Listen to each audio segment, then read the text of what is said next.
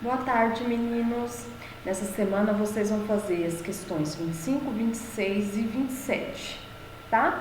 Como se trata de ampliação e redução e área de figuras, né? Eu nem preparei um slide com o conteúdo, porque nós já vimos isso e isso se trata de uma revisão que vocês já sabem, né? Nós temos já slides prontos, videoaulas prontas, mostrando a vocês a fórmula da área, tanto de um retângulo como de um quadrado e de um triângulo. Então, essa parte vocês já viram. Assim como também já vimos a situação de semelhança entre figuras geométricas, ampliação e redução. Então, eu só vou ler com vocês os exercícios de revisão e daí vocês vão tirar os dados e vão fazer e me enviar, beleza? A questão 25 diz assim, ó. Carla utilizou o molde como formato de um trapézio para fazer um ladrilho de argila conforme representado no desenho abaixo. Então, aqui nós temos o molde e aqui nós temos o ladrilho de argila, certo? E eu quero saber qual é a área do ladrilho de argila em relação à área do molde. Eu quero saber qual é a área uma em relação à outra. Por exemplo, eu quero saber se a área do ladrilho de argila em relação à área do molde é o dobro ou se é a metade ou se é 3 vezes a mais, entenderam?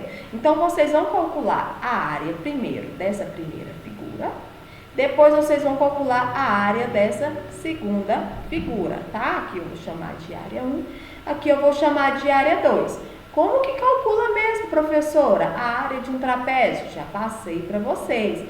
A área do trapézio é calculada como sendo base maior mais base menor vezes a altura dividido por 2. Note que no trapézio eu tenho duas bases. Eu tenho essa aqui, que é a base maior, que eu coloco como B maiúsculo, e tenho essa daqui, que é a base menor, que nós colocamos como um B minúsculo, certo?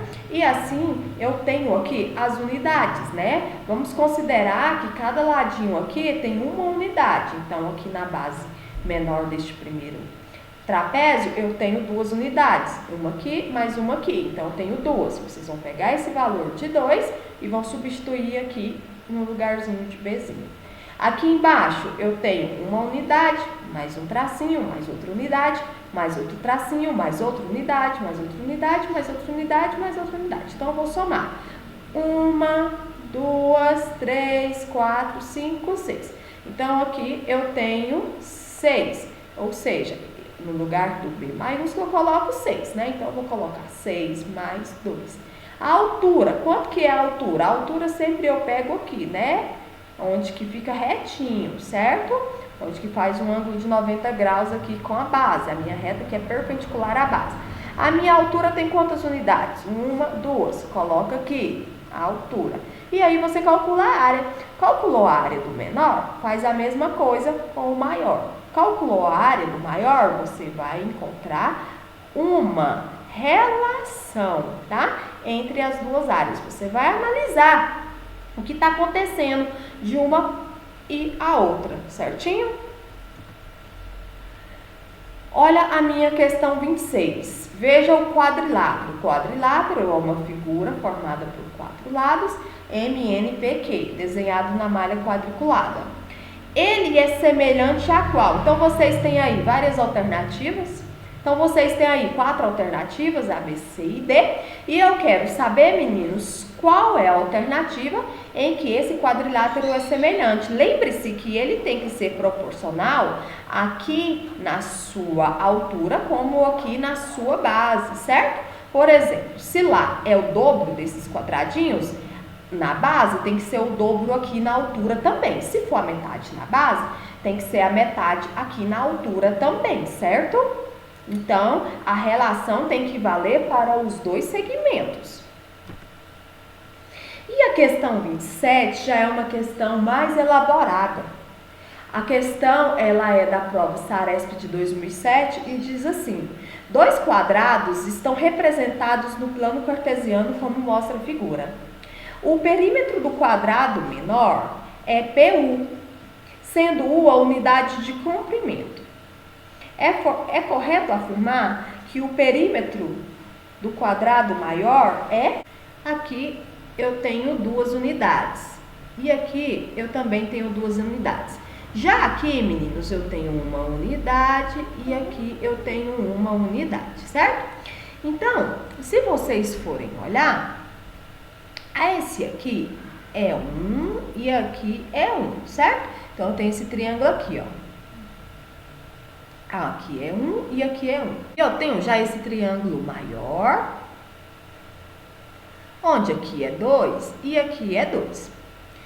Então, para eles serem semelhantes, eles precisam estabelecer uma relação aqui entre os ângulos. E isso acontece, isso aqui, né, a gente nem precisa verificar, porque está acontecendo. Este é 1 e isso é 2 unidades, ou seja, esse aqui é o dobro do menor. O menor é a metade do maior, não é verdade?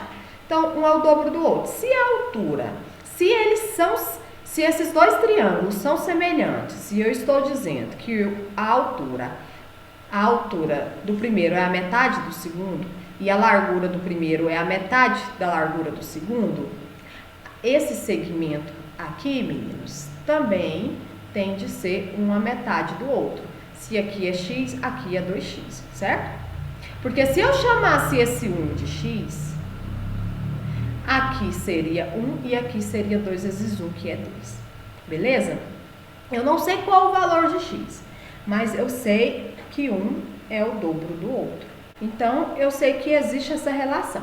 Aí ele está perguntando, o perímetro do quadrado menor é PU, sendo U a unidade de comprimento. Então, o perímetro do menor é PU. Ou seja, o perímetro do maior, que é a soma de todos os lados, é 1 mais x. 2 mais x. 2 mais x é PU, certo? U é a unidade de comprimento. Então, 2 mais x é P, vou deixar só assim, é P, tá? Aqui 1 é a unidade de comprimento. Deixa assim para ficar melhor para vocês entenderem. Então, vamos guardar este resultado e agora vamos analisar o outro. Já esse aqui vai ser 2 mais 2 mais 2x, ou seja, 4 mais 2x. Então, vamos ver a relação, meninos, de 2 mais x e 4 mais 2x. O que está acontecendo aqui? Se eu quiser colocar um 2 em evidência aqui, vai sobrar 2 mais x, não é verdade?